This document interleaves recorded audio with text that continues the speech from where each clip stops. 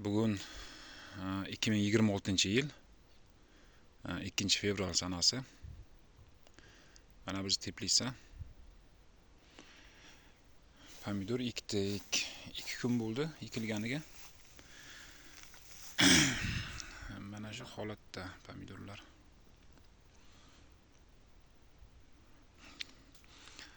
Bu Teplisamiz 4,5 sotiq. Ikkita yonma-yon. Narisini ham ko'rsataman. Qora selofan qilganmiz.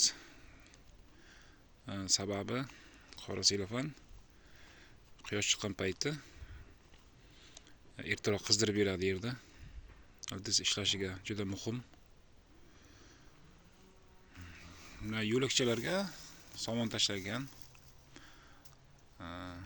Shu tagidan nisbatan sovuqroq havo bormasligi uchun kapilnishining tagida ikki qator ketgan. Mana shu selofan tagida ham, agatiga ham somon tashlaganman. Keyin ustidan chirigan go'ng ikkalasi yaxshilab og'darilib, keyin ekilgan selofan. Ekilishda ham mana shu hozir ko'rsatsak, ko'chat kiygan payti mana shu ustiga turibdi o'zi kiygan holatida, yangi tuproq tortilmagan. Bo'g'iz chirib qolishi ehtimoli bor, ortiqcha zamburug' rivojlanib. Yerni yaxshilab sug'orib, 2 kundan keyin ekilgan.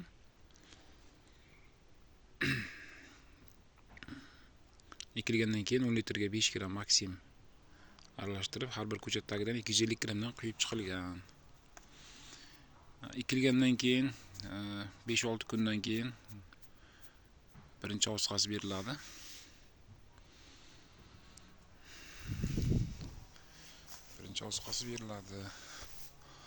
Hozircha tepa fortikalarni ochib qo'yganman.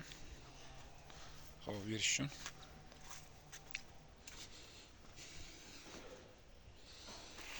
Kanalga qo'yib boraman, xudo xolasa. Keyingi videolarni ham o'zgarishlarini. Mana bu yondagi ikkinchi Teplisa.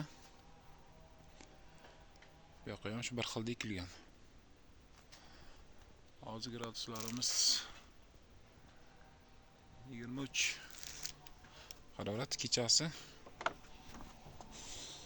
albatta yoqiladi ataplena.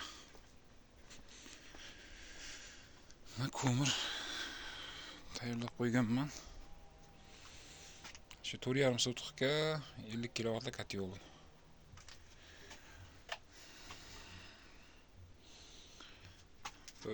Mana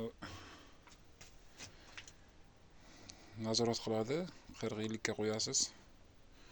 Shu bilan ertalabgacha o'zi o'chib, o'zi yonib, bir xil gradus harorat ushlab turadi.